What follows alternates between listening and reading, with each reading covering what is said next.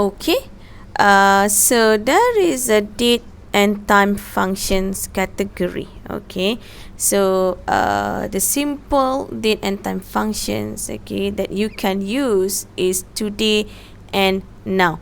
Alright, so if you still remember, alright, in our previous lessons I have told you that certain function they only have one argument, alright, and then certain functions they have more than one, means multiples arguments, alright, and some of the function they didn't have any argument. Okay, so in this case date and time functions, okay, such as today and now is, okay, they didn't have any argument.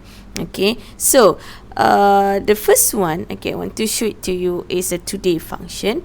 Okay, so it actually this function will returns the current date, okay, and then updated continuously when a worksheet is changed or opened.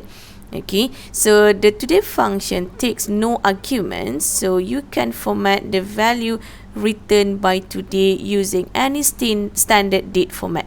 Okay, so the purpose of these functions to get the current date, and the return value will be the valid Excel date. Okay, so if you refer to the PowerPoint slide here, okay, how you want to write the syntax is just start with an equal sign, the name of the functions, and then just open and close the parentheses. Okay, so now let's retry. Okay, example, okay, at the date, okay, for the this cookie sales. Okay, so we start with an equal sign, okay, and then I type today, directly open and close parentheses. Okay, so when you press enter, alright, automatically they will display the current date.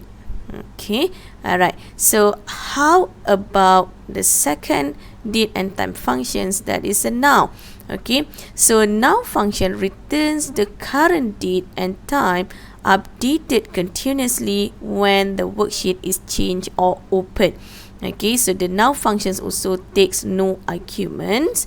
Okay, you can format the value written by now as a date or as a date with time by applying a number format. Okay, so the purpose is to get the current date and the current time. The written value will be the serial number representing a particular date and time in Excel.